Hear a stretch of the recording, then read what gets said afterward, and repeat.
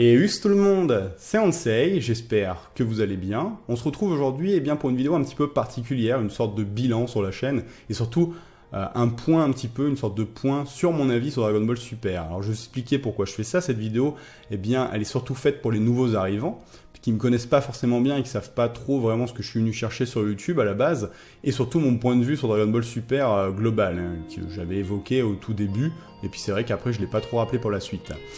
Alors déjà pour commencer, faut savoir que sur le net, j'ai pas cherché, notamment sur YouTube, on me parle souvent là d'abonnés, de vues, toutes ces choses-là. C'est pas quelque chose qui m'a intéressé en fait. Honnêtement, je m'en fous complètement du nombre d'abonnés, du nombre de vues, ce genre de choses. C'est quelque chose de gratifiant, on va pas se mentir. Alors je sais que maintenant ça peut paraître hyper hypocrite, surtout au stade actuel, mais moi tout ce que je voulais en fait, c'était juste créer un noyau en fait. Un petit groupe avec lequel je pourrais débattre, partager des opinions sur ce que j'aime, sans forcément de jugement, sans surtout avoir peur de s'exprimer, et donc voilà, d'échanger des idées, simplement, gentiment, tranquillement, posément. Bon, il se trouve que sur ce noyau, mon noyau s'est vite formé, on va dire, et il s'est greffé beaucoup de personnes, il a fait que grandir. C'est quelque chose auquel je ne m'attendais pas, parce que j'ai toujours voulu proposer quelque chose de simple, puisque pour moi, je ne me considère pas comme spécial ou quoi que ce soit, j'ai un avis des plus simples et une vision des choses quand même assez simpliste, surtout sur Internet. Et donc voilà, je voulais juste rester simple moi-même et échanger avec les gens, un peu comme un forum, mais sauf que vu que je suis un peu un flemmard à l'écrit, voilà, j'ai voulu faire ça en vidéo. Bon, il se trouve que voilà, ça a pris une ampleur à laquelle je ne m'attendais pas forcément, et donc il y a certaines choses que je n'ai pas forcément maîtrisées, parce que je ne les ai pas anticipées. Et c'est pour ça que je voulais faire une vidéo qui se centre beaucoup sur les nouveaux arrivants, qui ne me connaissent pas forcément et qui ne savaient pas forcément ce que je viens chercher. Et principalement aussi parce que ces derniers temps, par rapport à mes vidéos donc sur Dragon Ball Super, sur mes analyses, mes avis, je reçois beaucoup de messages qui disent que je ne suis pas assez critique dans mes vidéos, que je masque un petit peu les défauts de Dragon Ball Super, ou que je suce allègrement la série. Bon, c'est des trucs qui font pas toujours plaisir, mais après je pense que dans la vie, de toute façon, surtout sur Internet, il faut savoir prendre du recul, et surtout, il faut savoir se remettre en question. Donc, je recevais de temps en temps, on a l'habitude de recevoir des messages pas toujours gentils, c'est normal, mais là j'en recevais quand même pas mal, notamment avec l'épisode 57, ce que je peux comprendre. Et donc du coup, je me suis dit que c'était normal d'un côté, parce que je me dis, faut se mettre à la place des mecs qui arrivent sur ma chaîne, mais surtout des plus jeunes d'entre vous. Je me dis, c'est vrai que d'un point de vue extérieur, la vision que ça doit donner, c'est un mec qui du coup, effectivement donne son avis sur Dragon Ball Super, mais parle que des choses bien. Donc du coup, ça peut donner l'impression que je protège la série, ou que je veux pas être méchant avec ceux... je veux pas démonter la série, parce que, entre guillemets, c'est ce qui fait que je réussis, qui fait que je fais blinder de thunes, que je fais blinder de vues, que je fais blinder d'abonnés, et donc voilà, c'est pour ça. Alors bon, voilà, comme j'ai dit, même si ça peut paraître hypocrite, moi les vues, les thunes, tout ça, c'est sûr les thunes je prends, hein, mais bon, les vues, toutes ces choses-là, c'est de la poudre aux yeux, hein. Je vais vous dire, il y a beaucoup de gens qui se focalisent là-dessus, sauf que ce genre de choses, ça veut rien dire. Moi je sais que du jour au lendemain, je compte pas m'éterniser sur Internet, un jour ou l'autre, je disparaîtrai aussi vite que je suis apparu. C'est comme ça, le net, c'est une roue qui tourne, machin, donc voilà, ça... Donc bon... C'est un peu de la poudre aux yeux pour moi, toutes ces choses-là. Mais bref, je peux comprendre. Alors du coup, je vais vous expliquer un petit peu pourquoi ça peut paraître que je suis pas critique dans mes vidéos. Alors déjà, pour commencer, j'insiste énormément là-dessus, j'insistais beaucoup là-dessus au début, je vous propose pas des critiques, je propose des analyses en fait, des avis. Tout ce que je fais, c'est donner des avis sur ce qui m'intéresse et une analyse sur l'intrigue. Rechercher, faire des spéculations, des hypothèses, parce que c'est ce qui me plaît. Et c'est avec ça, et c'est ça que j'aime débattre avec les gens en fait.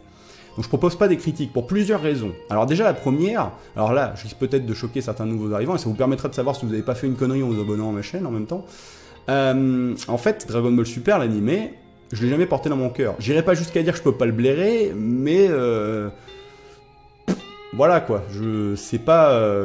En fait, quand je suis impatient de voir l'épisode, c'est pour la suite de l'histoire, mais l'épisode en lui-même. Faut pas se mentir, moi je trouve qu'il chie souvent dans la colle. Et puis je l'ai dit depuis le début, l'aspect esthétique de Dragon Ball Super, dès le premier épisode je l'ai dit, j'ai pas aimé. J'aime pas en fait l'aspect lisse, l'aspect un petit peu cartoonesque, je le dis souvent, et cet aspect ordinateur de l'animé Dragon Ball Super, qui est finalement plus moderne et aussi pour faire de la productivité, on va pas se mentir. Je suis plus fan de l'aspect esthétique qu'avait Dragon Ball Z, ou même GT, ce que vous voulez, les anciens Dragon Ball, qui étaient à l'ancienne finalement, un peu plus crayonnés, vous voyez, on voit que c'était des trucs qui s'étaient certainement fait plus sur papier, et qui avait ce trait un peu grossier par moment. Des fois, il y avait des épisodes moches aussi, mais voilà, ça avait un certain charme que j'aime beaucoup et que je retrouve pas ici.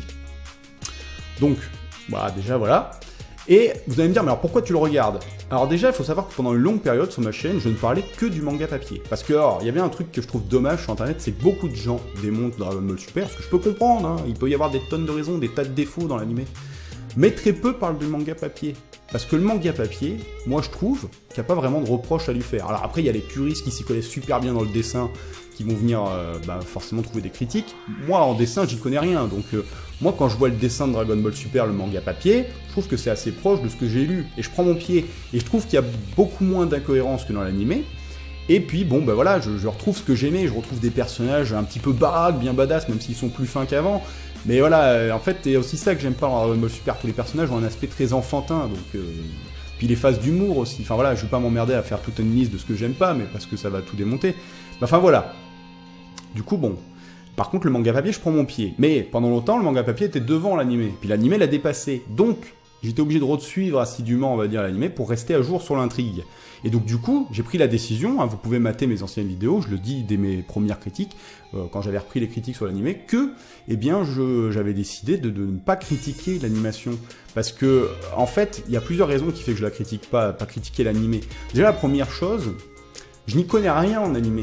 Et j'ai pas de connaissances là-dedans. Et je trouve que, bon, ça c'est un point de vue personnel, mais il y a beaucoup sur internet maintenant, que ce soit des forums, genre, de gens qui critiquent des choses dans lesquelles ils n'ont pas de connaissances. Je trouve ça complètement bête, parce que les propos apportés, ça va être quoi? Moi, si je vous fais des critiques d'animé, ça va être quoi?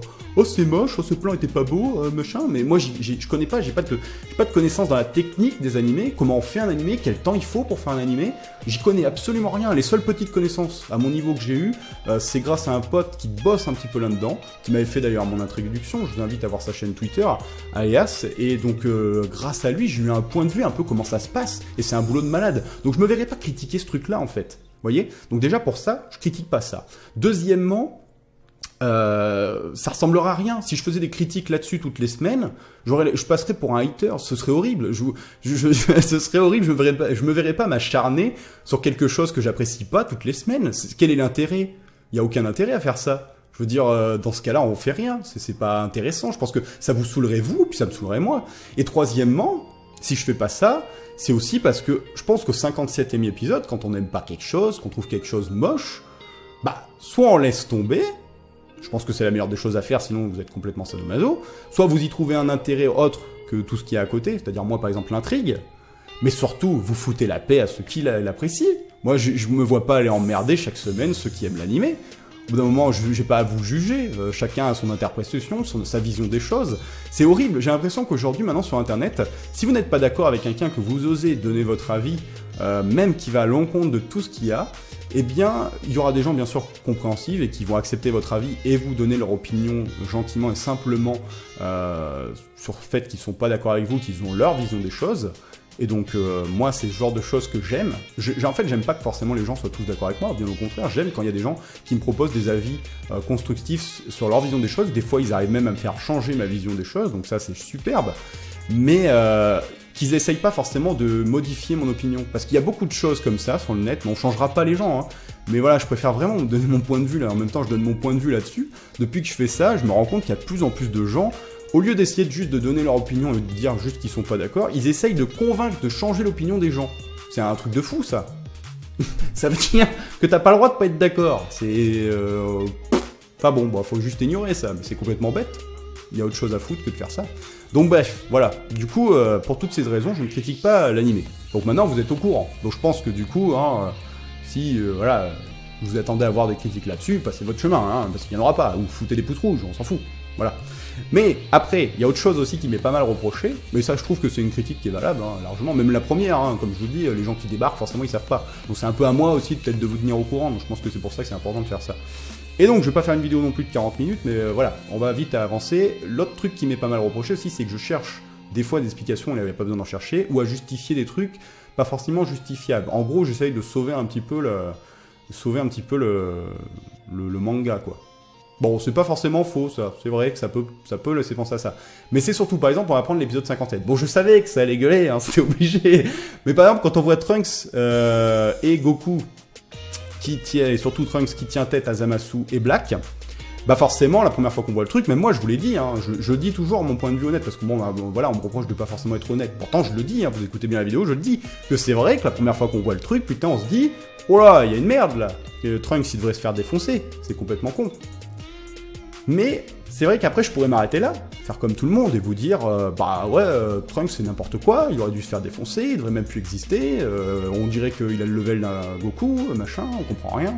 Voilà. Sauf que moi, ça c'est ma personnalité quoi, on ne changera pas. J'aime bien justement aller chercher des explications, pas forcément, mais pas en inventant des trucs. Vous pourrez me dire ce que vous voulez, j'ai rien inventé dans l'explication que je vais donner. J'ai été me servir de choses qu'on voit dans le manga. Et pour moi, tant qu'on arrive à trouver des réponses dans le manga papier, moi c'est mes seules connaissances, hein, les tomes que j'ai derrière moi, ou ce qu'on a pu voir de l'animé. Alors après, moi l'animé, DBZ, Dragon Ball, tous ces trucs-là, c'est pas forcément mon gros point fort parce que j'ai vu les épisodes il y a longtemps, je me le suis pas rematé 40 000 fois. Moi ce que je connais le plus, c'est les mangas papier. Et ce que j'ai pu voir après avec les nouveaux épisodes Battle of God 2. Tant qu'on arrive à trouver des réponses dans tous ces trucs-là, pour moi, bah, ça reste valable. Donc voilà. Et je préfère me faire chier, justement. Enfin, me faire chier, moi, c'est un plaisir, justement, d'aller fouiner, à essayer de trouver une logique, là où il n'y en a pas forcément au premier abord, pour essayer de trouver, voilà, une réponse à ça. Alors, ça peut paraître complètement con et débile à l'extérieur, et ça peut permettre de trop vouloir essayer de sauver le truc au lieu de dire que c'est de la merde. Mais je trouve ça plus intéressant de dire c'est de la merde. Et en plus, souvent, mon petit plaisir, surtout, hein, voilà, je suis l'animé pour l'intrigue, mais je prends mon pied en m'attendant le manga papier, parce que non seulement, souvent, les scènes sont pas les mêmes, c'est beaucoup plus cohérent, ça s'emboîte, les scènes sont ouf. Moi, je veux dire, il n'y a pas un seul chapitre qui m'a déçu, hein, honnêtement. Hein. Dans tous les chapitres qu'on a eu, il n'y a pas un seul chapitre qui m'a déçu. Et franchement, si vous êtes passé à côté du manga papier et que vous pouvez pas blairer l'animé, mais allez mater le manga papier et dites-moi ce que vous en pensez. Et si vous aimez pas, bah vous aimez pas. Mais moi, je trouve que bah, ça dépote. Et du coup, souvent, je me dis, je suis curieux de voir ce que ça va donner dans le manga papier, et je suis sûr qu'on aura des surprises. Déjà, il y a des explications qu'il y a eu dans le manga papier qu'on n'a pas eu, et si on les a vues dans l'animé, les gens auraient peut-être un petit peu compris. Il y a une réflexion hyper importante dans le manga papier sur Vegeta par rapport au potentiel de Trunks. Il dit qu'il a quasiment le potentiel d'un Super Saiyajin 3 en Super Saiyajin 2. Qu'en gros, le Super Saiyajin 2 de Trunks est plus puissant que le Super Saiyajin 2 de Goku. On aurait eu cette info, déjà ça paraît un peu plus crédible qu'il arrive à tenir tête par rapport à Zamasu. Et un Black, on peut pas vraiment dire pour moi qu'il tient tête, il pousse. Si à chaque fois qu'un mec a poussé un autre dans Dragon Ball, pour vous son potentiel est supérieur, bah là on est dans la merde, hein, parce qu'il va falloir les retrouver les gars. Enfin bon. Puis après des incohérences dans les animés, dans le manga papier il y en a aussi, mais peut-être moins au niveau des potentiels. Et dans Dragon Ball Super, le manga papier, je trouve que au niveau des potentiels ils sont pas foirés pour le moment. Et surtout, dans l'animé, il y en a déjà eu plein, hein, dans Dragon Ball Z. Hein. Ne serait-ce que vous pensez... Moi, il y avait un truc qui m'avait marqué à l'époque. Bon, je vous dis souvent, l'arc Buu, je l'ai bien en tête, parce que c'était le dernier que j'avais le plus revu, et j'ai l'arc Saiyan beaucoup en tête aussi, en animé du moins. Il y avait un truc dans la saga Buu, que Tenshinhan qui repousse un Kiko de Buu, Gotrunks absorbé. Vous imaginez l'écart de puissance? Il aurait dû se faire dézinguer. Bah non. Donc bon, voilà quoi. Des trucs comme ça, il y en a plein. Hein. Donc voilà, je suis content quand même d'avoir fait ce point-là. C'est une vidéo qui sert à rien, qui est un peu pourrie en soi, mais je pense que c'était important quand même. C'est important. Alors voilà, on peut me dire souvent, Ansei ignore la vie de ces gens-là, ou ce genre de choses, ou des critiques, mais c'est pas mon genre, j'aime pas trop ignorer en fait. Justement, j'ai toujours mis le point d'honneur à essayer de partager et de parler beaucoup avec vous, d'être interactif avec vous, et pas seulement un mec qui parle à une caméra, parce que c'est ce qui me plaît en fait, c'est de parler avec vous, et c'est la seule chose que je recherche. Si je le fais plus, il n'y a aucun intérêt à faire des vidéos en fait. Je vois pas l'intérêt en fait. C'est pas mon gagne-pain tout ça, j'ai un boulot moi tout ça, donc je discute pas avec vous. Alors en plus j'arrive à moins le faire qu'avant, parce que bon, vous êtes de plus en plus nombreux, et quand j'ai 2500 commentaires, je peux pas répondre à 2500 personnes, mais je pense que c'est important, voilà, quand même, même les commentaires négatifs, c'est important quand même, voilà. Puis je me dis que c'est pas de votre faute finalement, faut pas vous en vouloir, c'est internet qui est comme ça, et que voilà, de l'extérieur ça peut donner ce point de vue. Bon, maintenant vous n'êtes pas obligé de me croire, hein, je m'en fous, mais au moins j'aurais dit ce que je pensais.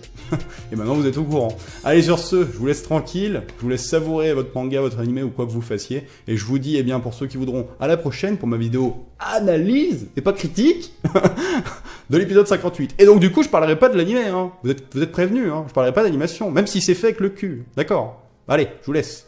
Tchuss.